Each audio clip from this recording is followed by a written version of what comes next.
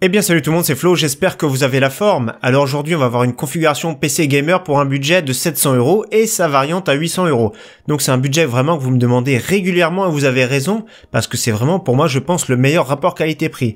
Donc on va prendre une base solide, que ce soit le processeur, le meilleur rapport qualité-prix pour moi c'est le Core i5 8400 ou 8500. Et pour la carte graphique, le meilleur rapport qualité-prix c'est la GTX 1060 en version 3 Go. Il y a eu quelques promos sur les AMD RX 770, donc ça peut valoir également le coup suivant les promotion du moment, mais en tout cas ici on a vraiment une base solide. On verra plus tard des benchmarks en fin de vidéo à peu près ce que ça donne, donc ici comme vous voyez sur l'écran, on a quelques benchmarks, donc on verra à peu près ce que ça va donner. Donc vraiment une configuration vraiment solide à 700 € et à 800 € une version plutôt confort. Allez on voit ça tout de suite ensemble, allez c'est parti!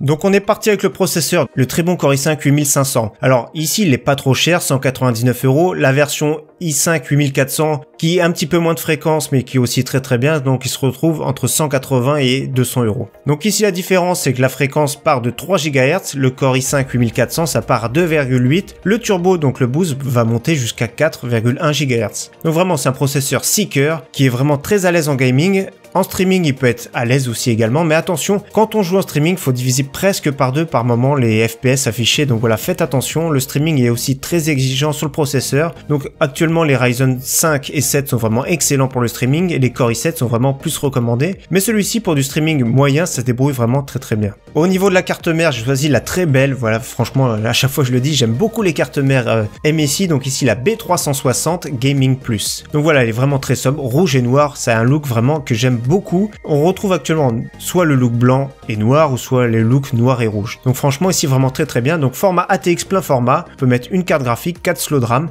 La carte son est bien comme toutes les cartes mères dessus sur le côté, ici on voit très bien. Donc voilà, chaque carte mère en 2018 a une carte son et en plus de ça, la plupart du temps d'excellente qualité. Celui qui compte plus tard acheter un processeur série K, vous savez ce qu'on peut overclocker, je vous conseille fortement d'acheter une carte mère Z370, mais sinon pour le prix franchement le B360 c'est le meilleur rapport qualité-prix. Au niveau de la RAM on part sur 8 Go, c'est vraiment très bien, on pourra rajouter plus tard, donc 2 barrettes, on pourra rajouter 2 autres barrettes, DDR4 2400, ne descendez pas en dessous, malheureusement c'est ce qui coûte le plus cher en ce moment dans un PC moderne, la RAM est encore très chère, ça avait légèrement baissé mais là les prix sont remontés légèrement, donc vraiment dommage, ici le prix est vraiment correct.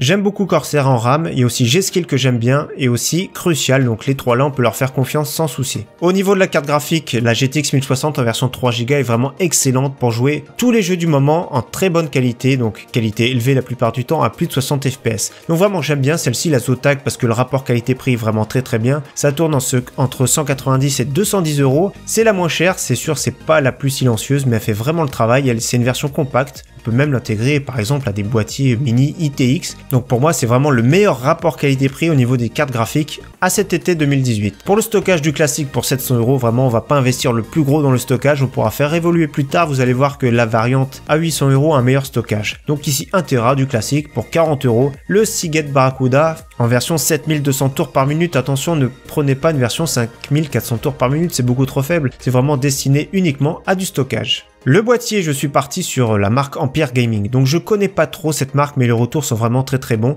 Donc j'ai choisi de prendre un boîtier rouge avec une très bonne ventilation, il a 4 ventilateurs rouges intégrés, donc 3 à l'avant, avec les petites aérations sur le côté qu'on voit très bien pour laisser rentrer le flux d'air. Un en extraction à l'arrière, on pourra en rajouter également sur le dessus, avec son filtre ici qu'on voit très bien sur le dessus, donc voilà il est très bien équipé. Il y a même le petit Rhéobus en façade, il y a tous les ports qu'il faut, donc un bon petit boîtier, franchement le look est vraiment sympathique, moins de 50 € c'est vraiment raisonnable. Alors je vous montre un petit truc pour savoir si un boîtier peut contenir une carte mère ATX, vous comptez les slots qui est à l'arrière. Si on a 7, ça peut contenir les cartes mères ATX. Donc voilà, il y en a bien 7. Donc voilà, c'est le petit pense-bête pour ceux qui savaient pas. En alimentation, j'ai choisi de mettre une 80 plus bronze 450 watts. Donc voilà, c'est très bien. Si c'est sûr, si vous avez un petit peu plus de budget, prenez une 550 watts. Si vous comptez évoluer plus tard, mais plus ça va, moins les composants consomment. Donc ça, c'est vraiment très bien. C'est le minimum que je conseille, soit celle-ci, soit la Corsair VS 450. Il y a aussi des couleurs master qui commencent à avoir des prix intéressants, les séries K450, K550, mais ici c'est une valeur sûre VGA en général en alimentation. Donc cette config c'est 720 € aujourd'hui à cet été 2018, donc c'est correct, j'ai dépassé de 20 €, mais c'est sûr si on prend un Core i5 8400, on arrive dans les 700 € à peu près. Maintenant pour ceux qui ont un petit peu plus de budget, qui veulent une version un peu plus confortable, ceux qui veulent investir 800 €,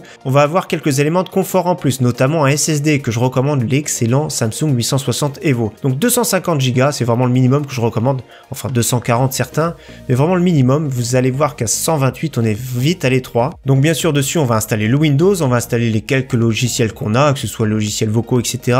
Également pour installer 4-5 jeux qu'on joue régulièrement, enfin 4-5 peut-être c'est peut-être beaucoup, mais au moins 3-4 jeux qu'on joue régulièrement dessus, et ça va booster un petit peu les démarrages, donc ça c'est vraiment très bien, et on voit beaucoup la différence entre un disque dur et un SSD à l'usage. Également pour quelques euros supplémentaires on peut investir dans un Ventirad ici, un 92 mm, donc je l'ai commandé, celui-ci il est vraiment pas trop mal, on peut le réguler avec la carte mère, il est plutôt silencieux, il a le look qui va très bien avec notre PC, donc voilà 17,98 € en version rouge, je me suis dit pourquoi pas, ou également une valeur sûre ici à pour 33,90 € le Be Quiet Pure Rock. Pour ceux qui veulent à tout prix du Wi-Fi, donc les cartes mères actuelles, c'est très rare qu'il y ait du Wi-Fi. Les prochaines générations qui vont venir, je pense que fur et à mesure, toutes les cartes mères futures auront le Wi-Fi. Les petites clés USB, ça capte vraiment très mal. Donc ici, le minimum 2 antennes, c'est vraiment très bien. 41 €, j'ai choisi un look noir qui va se marier pas trop mal avec notre carte mère. Donc TP-Link qui fait vraiment de la bonne qualité. Voilà, vous avez vu les retours, c'est vraiment pas mal du tout. 654 commentaires, 4 étoiles sur 5. Je déconseille fortement les clés USB Wi-Fi, j'en ai déjà eu, ça capte vraiment très mal. Donc manquera plus qu'à assembler votre PC. Donc ça je vous fais confiance, il y a des tutos, j'en ai fait aussi récemment, de temps en temps je monte des PC, on voit plus ou moins.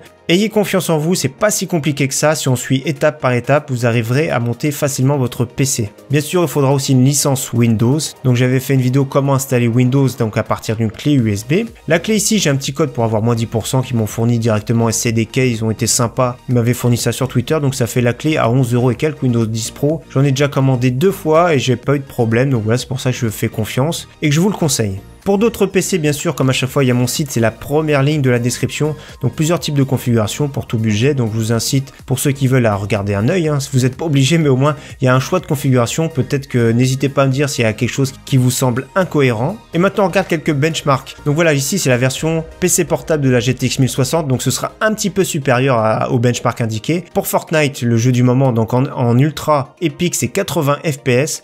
Et ça, c'est vrai parce que moi, j'ai la GTX en version 6 Go, je tourne à 90-100 FPS, donc c'est plus ou moins ça en 1080p. Call of Duty en 1080p, voilà, 70 FPS, de toute façon tout ce qui est en vert, c'est vraiment fluide. FIFA 18, il n'y a pas de problème, 200 FPS. PUBG 50 FPS en ultra, donc je vous conseille de jouer en élevé plutôt pour avoir 60 FPS. Battlefield 1 c'est plutôt 70 FPS en élevé, et le prochain ce sera plutôt même 60, le Battlefield 5. Overwatch y a pas de problème, c'est très fluide. Rainbow Six Siege y a pas de problème, c'est plus de 100 FPS. Donc la plupart du temps, comme je vous ai dit, tous les jeux du moment c'est à plus de 60 FPS en élevé. Donc voilà, j'espère que ce petit PC vous aura plu, ce petit thème noir et rouge, j'ai trouvé ça sympathique. On dépasse légèrement le budget, mais après les prix ça varie. C'est vrai qu'en ce moment ils avaient promis de baisser les prix des cartes graphiques, mais je trouve qu'on est pas trop mal en ce moment au niveau des composants, donc voilà, c'est plutôt une bonne période pour acheter. Les nouvelles cartes graphiques devraient être annoncées ça a été signalé pour fin août, et une disponibilité sur le haut de gamme fin septembre. Donc plus sur le milieu de gamme, ce sera plus octobre, novembre. Donc voilà, je pense qu'actuellement la GTX 1060 est encore vraiment un très bon choix. Voilà, je le rappelle encore, tous les liens sont dans la description de la vidéo pour ceux qui veulent.